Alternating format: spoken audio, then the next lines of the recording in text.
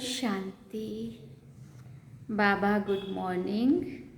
आज बाबा के 14 अगस्त 2024 के महावाक्य हैं। बाबा ने सार में कहा, मीठे बच्चे, तुम्हारा अनादि नाता है भाई भाई का।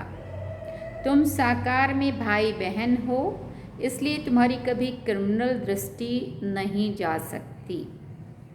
बाबा ने प्रश्न पूछा, विजयी अष्ट रत्न कौन बनते हैं, उनकी वैल्यू क्या है? तो बाबा ने उत्तर में कहा, जिनकी मनसा में क्रिमिनल ख्यालात नहीं रहते, पूरी सिविल आई हो, वही अष्ट रत्न बनते हैं, अर्थात कर्मातीत अवस्था को पाते हैं। उनकी इतनी अधिक वैल्यू होती, जो किसी पर कभी ग्रहचारी बैठती है तो उसे अष्ट रत्न की अंगूठी पहनाते, समझते हैं इससे ग्रहचारी उतर जाएगी। अष्ट रत्न बनने वाले दुरादेशी बुद्धि होने के कारण भाई भाई की स्मृति में निरंतर रहते हैं।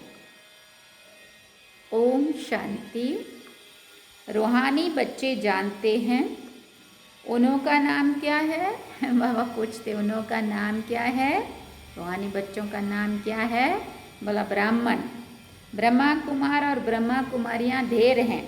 इससे सिद्ध होता है ये अडॉप्टेड चिल्ड्रन है, क्योंकि एक ही बाप के बच्चे हैं तो ज़रूर अडॉप्टेड हैं। तुम ब्रह्मा कुमार कुमारियाँ ही अडॉप्टेड चिल्ड्रन हो। बहुत चिल्ड्रन हैं। एक होते हैं प्रजापिता ब्रह्मा के और एक होते हैं परमपिता परमात्मा शिव के, तो ज़रूर उन्हों का आपस में कनेक्शन है, क्योंकि उनके हैं रूहानी बच्चे और इनके हैं जिस्मानी बच्चे। अगर उनके हैं तो जैसे भाई भाई हैं। प्रजापिता ब्रह्मा के साकार फिर भाई बहन हो जाते हैं। देह में आए माना भाई बहन, मेल फीमेल हुए। भाई बहन का क्रिमिनल नाता कभी होता नहीं है। तुम्हारे लिए भी आवाज़ होता है ना कि ये सबको भाई बहन बनाती हैं, जिससे शुद्ध नाता रहे। अब आत्मा का पक्का कराते और ब्रह्मा के संतान भाई बहन हो गए। ब्रह्मा ने सृष्टि रची तो इसलिए फिर लोग क्या बोलते, ये भाई बहन बनाते। हम बनाते नहीं हैं, लेकिन हम तो है ही हैं भाई बहन। तो अनादि अविनाशी रिश्ता है, क्योंकि एक पिता के बच्चे क्या हुए, आत्मा के नाते से भाई भाई। और ब्रह्मा ने यह सृष्टि रची तो ब्रह्मा के कुमार और कुमारियाँ फिर तो भाई बहन नहीं हुए तो क्या हुए, है ना। इसलिए फिर बोलने की बात नहीं होती, ये समझने की बात है। ये रिश्ते तो एक जन्म के हैं, वो रिश्ता तो जन्म जन्मांतर का होता है। क्रिमिनल दृष्टि ना जाए, सिर्फ इस जन्म के लिए ये दृष्टि पड़ जाने से भविष्य कभी क्रिमिनल दृष्टि नहीं पड़ेगी। ऐसे नहीं कि वहाँ भाई बहन समझते हैं, वहाँ तो जैसे महाराजा महारानी होते हैं वैसे ही होते हैं। अब तुम बच्चे जानते हो हम पुरुषोत्तम संगम युग पर हैं और हम सब भाई बहन हैं, एक बाप के बच्चे। प्रजापिता ब्रह्मा नाम तो है ना। प्रजापिता ब्रह्मा कब हुआ था ये दुनिया को पता नहीं है। तुम यहाँ बैठे हो, जानते हो हम पुरुषोत्तम संगम युगी बीके हैं। अभी इसे धर्म नहीं कहेंगे, ये कुल की स्थापना हो रही है। तुम ब्राह्मण कुल के हो, तुम कह सकते हो हम ब्रह्मा कुमार कुमारियाँ ज़रूर एक प्रजापिता ब्रह्मा की संतान है। ये नई बात है ना, तुम कह सकते हो हम बीके हैं।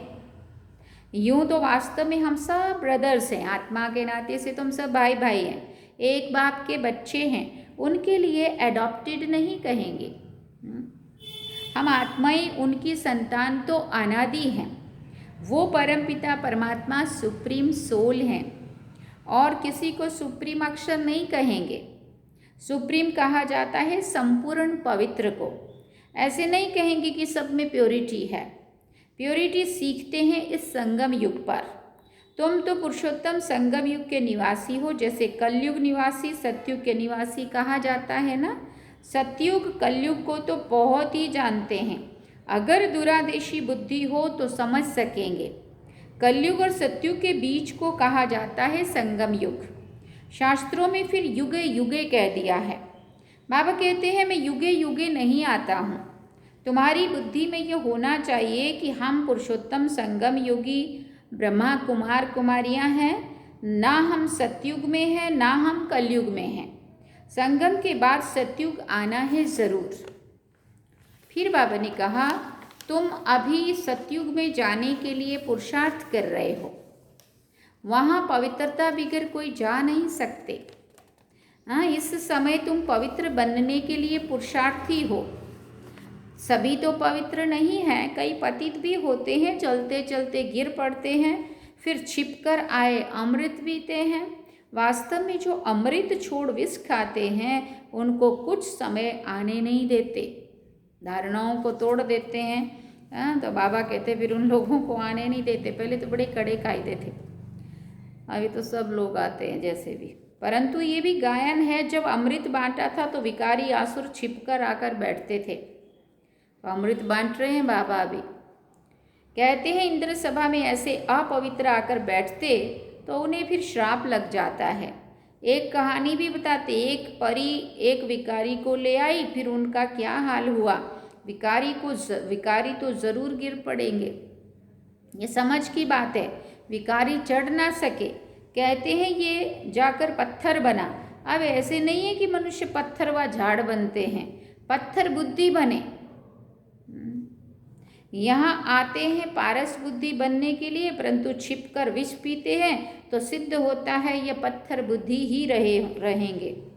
ये सामने समझाया जाता है, शास्त्रों में तो ऐसे ही बैठ लिखा है। नाम रखा है इंद्र सभा, जहाँ पुखराज परी किस्म किस्म की परियां दिखाते हैं। रत्नों में भी नंबरवार होते हैं ना, कोई बहुत अच्छा रत्न, कोई कम, कोई की वैल्यू कम, कोई की बहुत होती है। 9 रत्न की अंगूठी भी बहुत बनाते हैं, एडवर्टाइज करते हैं। नाम तो रत्न ही है, यहाँ बैठे हैं ना, परंतु उनमें भी कहेंगे ये हीरा है, ये पन्ना है, ये माणिक है, ये पुखराज भी बैठे हैं। अलग अलग जैसा जैसा जिसका पुरुषार्थ, वैसे बाबा ने नाम दिया। रात दिन का फर्क है, उनकी वैल्यू में भी बहुत फ़र्क होता है। वैसे ही फिर फूलों से भेंट की जाती है, उनमें भी फिर वैरायटी है, फूलों में भी वैरायटी है। बच्चे जानते हैं कौन कौन फूल हैं। ब्राह्मणियाँ पंडे बनकर आती है, वो अच्छा फूल होता है। कोई तो फिर स्टूडेंट भी जास्ती तीखे होते हैं समझाने करने में। बाबा ब्राह्मणी को फूल ना देकर उनको देंगे, सिखलाने वाले से भी उनमें गुण बड़े अच्छे होते हैं। कोई भी विकार नहीं होता, कोई कोई में तो अवगुण होते हैं। क्रोध का भूत, लोभ का भूत आदि आदि डैश डैश करके बाबा ने छोड़ दिया। तो बाप जानते हैं ये फेवरेट पंडा है, ये सेकंड नंबर पंडा है। कोई कोई पंडा इतना फेवरेट नहीं होता जितना जिज्ञासु जिनको ले आते हैं वो फेवरेट होते हैं। अब जितना ज़्यादा अच्छा पुरुषार्थी होगा, है ना, कई कई बहनों में भी होते हैं ना आसुरी गुण दुनिया भर के भरे पड़े, हाँ, क्योंकि उनको दूसरों को सुधारना है, खुद को सुधरने की बात नहीं है। तो फिर बाबा कहते हैं उनसे भी ज़्यादा अच्छा अगर कोई भाई बहन अच्छा पुरुषार्थ करे तो बाबा की नज़र तो जाएगी ना उन पे। ऐसे भी होते सिखलाने वाले माया के चंबे में आकर विकार में चले जाते हैं। ऐसे हैं बहुतों को दुबन से निकालते और खुद फंस मरते। माया बड़ी ज़बरदस्त है। बच्चे भी समझते क्रिमिनल आई बहुत धोखा देती है। जब तक क्रिमिनल आई है तो भाई बहन का जो डायरेक्शन मिला है वो भी नहीं चल सकता। सिविल आई बदल कर क्रिमिनल आई बन जाती है। जब क्रिमिनल आई टूटकर पक्की सिविल आई बन जाती है तो उसको कहा जाता है कर्मातीत अवस्था। इतनी अपनी जांच करनी है, इकट्ठे रहते हुए विकार की दृष्टि ना जाए। यहाँ तुम भाई बहन बनते हो, ज्ञान तलवार बीच में है। हमको तो पवित्र रहने की पक्की प्रतिज्ञा करनी है, परंतु लिखते हैं बाबा कशिश होती है वो अवस्था अजून पक्की नहीं हुई है। पुरुषार्थ करते रहते हैं, ये भी ना हो। एकदम सिविल आई जब बन जाए तब ही विजय पा सकते हैं। अवस्था ऐसी चाहिए जो कोई विकारी संकल्प भी ना उठे। इसको ही कर्मातीत अवस्था कहा जाता है। मंजिल है। फिर बाबा ने कहा कितनी वंडरफुल माला बनती है। 8 रत्न की भी माला होती है। बच्चे तो ढेर के ढेर हैं। सूर्यवंशी चंद्रवंशी घराना यहाँ स्थापन होता है। उन सबको मिलाकर फुल पास स्कॉलरशिप लेने वाले 8 रत्न निकलते हैं। बीच में फिर उन्हों को रत्न बनाने वाला हीरा शिव डालते हैं। जिसने ऐसा रत्न बनाए, उन अष्ट रत्नों को भी बनाया, तो फिर बीच में शिव बाबा हीरा बताते हैं। ग्रहचारी बैठती है तो भी अष्ट रत्न की अंगूठी पहनते हैं।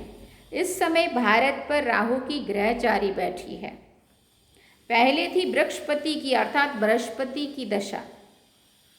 तुम सतयुगी देवता थे, विश्व पर राज्य करते थे, फिर राहु की दशा बैठ गई। अभी तुम जानते हो हमारे ऊपर बृहस्पति की दशा थी, नाम है बृहस्पति, शॉर्ट में बृहस्पति कहा जाता है। हमारे पर बरोबर बृहस्पति की दशा थी, जबकि हम विश्व के मालिक थे। अभी राहु की दशा बैठी है, जो हम कौड़ी मिसल बने हैं। ये तो हर एक समझ सकते हैं, पूछने की भी बात नहीं है। गुरुओं आदि से पूछते हैं इस इम्तहान में पास होंगे, यहाँ भी बाबा से पूछते हैं हम पास होंगे।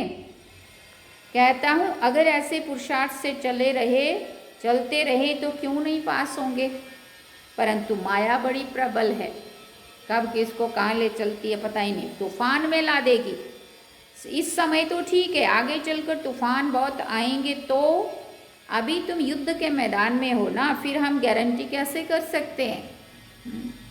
आगे माला बनाते थे, जिनको 2-3 नंबर में रखते थे वो आज है ही नहीं, एकदम कांटा बन गए। तो बाप ने कहा ब्राह्मणों की माला नहीं बन सकती है, क्योंकि युद्ध के मैदान में है ना। आज ब्राह्मण कल शूद्र बन जाएंगे, विकार में गया गोया शूद्र बना।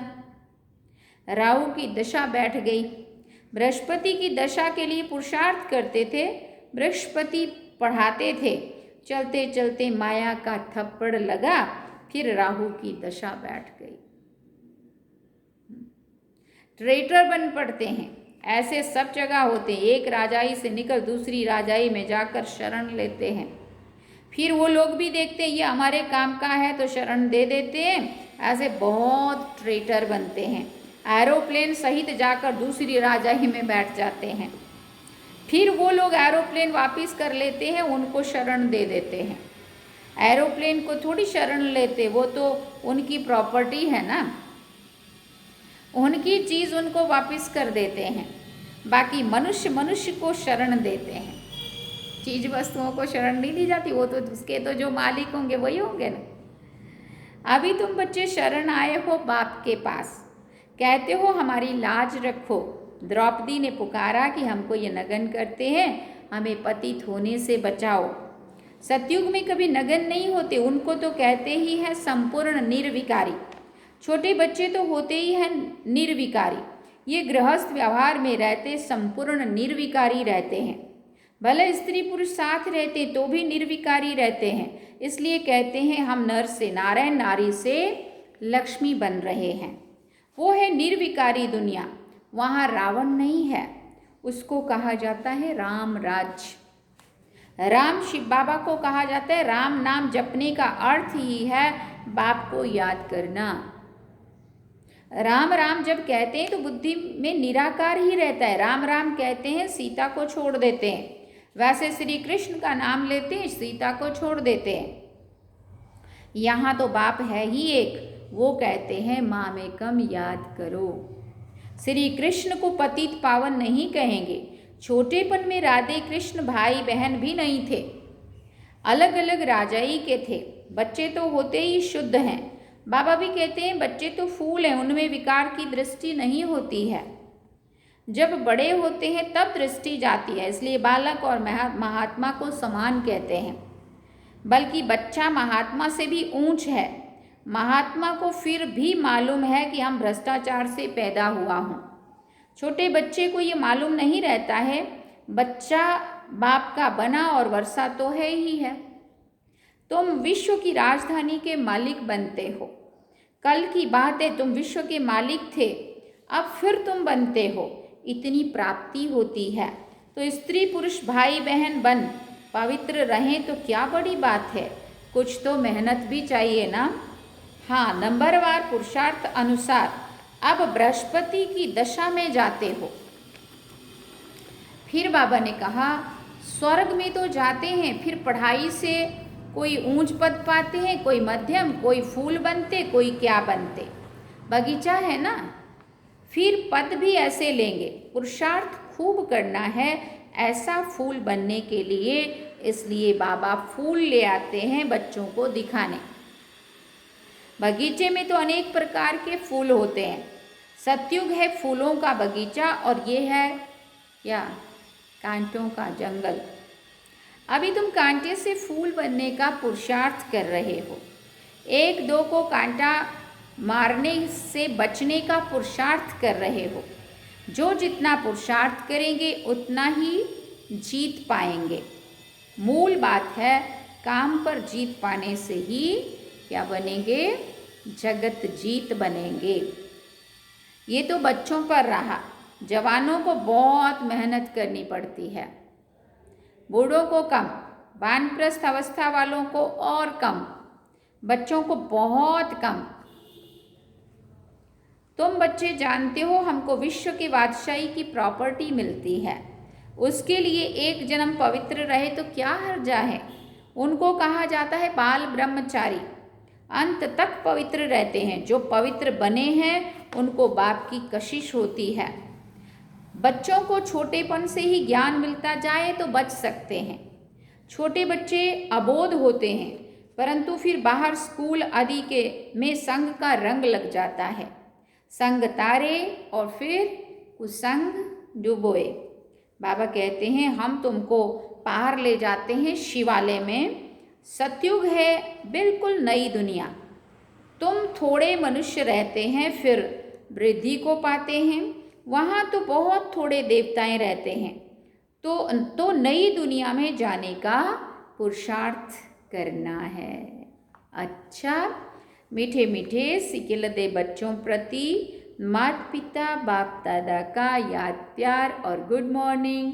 रूहानी बाप की रूहानी बच्चों को नमस्ते।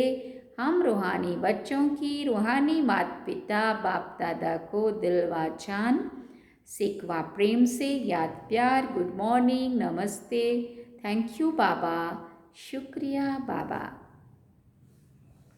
अवधारणा के लिए मुख्य सार है, पहला पॉइंट, बाप का मनपसंद बनने के लिए गुणवान बनना है, फेवरेट। अच्छे अच्छे गुण धारण कर फूल बनना है। अवगुण निकाल देने हैं, तब हम बाबा को अच्छे लगेंगे। किसी को भी कांटा नहीं लगाना है ना, अपने मन वचन कर्मों से दुख नहीं देना है किसी को भी। दूसरी बात, फुल पास होने व स्कॉलरशिप लेने के लिए ऐसी अवस्था बनानी है जो कुछ भी याद ना आए, पूरी सिविलाई बन जाए, सदा बृहस्पति की दशा बनी रहे। वरदान में बाबा ने कहा, ब्राह्मण जीवन में सर्व खजानों को सफल कर सदा प्राप्ति संपन्न बनने वाले संतुष्ट मणि भव। ब्राह्मण जीवन में सर्व खजानों को सफल कर सदा प्राप्ति संपन्न बनने वाले संतुष्ट मणि भव। ब्राह्मण जीवन का सबसे बड़े से बड़ा खजाना है संतुष्ट रहना। जहाँ सर्व प्राप्तियाँ हैं वहाँ संतुष्टता है, और जहाँ संतुष्टता है वहाँ सब कुछ है। जो संतुष्ट रत्न है वो सब प्राप्ति स्वरूप है। उनका गीत है, पाना था वो पा लिया। ऐसे सर्व प्राप्ति संपन्न बनने की विधि है मिले हुए सर्व खजानों को यूज करना, क्योंकि जितना सफल करेंगे उतना खजाने बढ़ते जाएंगे। स्लोगन में बाबा ने कहा, होली हंस उन्हें कहा जाता जो सदा अच्छाई रूपी मोती ही चुगते हैं, अवगुण रूपी कंकड़ नहीं। होली हंस किसको कहा जाएगा? होली हंस उन्हें कहा जाता जो सदा अच्छाई रूपी मोती ही चुगते हैं, सबके अंदर गुण ही उठाते हैं, सबके अंदर से अच्छाई ही देखते हैं। अवगुण रूपी कंकड़ नहीं, किसी की कमी कमजोरी दुर्गुण अवगुण कमियां नहीं देखते। किसकी बात सुनाई बाबा ने? हंस की बात। तो हंस कंकड़ पत्थर नहीं चुगते, वो तो मोती चुगते हैं, तो गुण रूपी मोती है ना। अच्छा, ओम शांति। सार में बाबा ने कहा, मीठे बच्चे, तुम्हारा अनादि नाता है भाई भाई का। तुम साकार में भाई बहन हो, इसलिए तुम्हारी कभी क्रिमिनल दृष्टि नहीं जा सकती। अच्छा, ओम शांति। तो ये थे बाबा के आज के महावाक्य जो हम सभी ने सुने। अब हम चलेंगे बाबा की याद में। चलिए।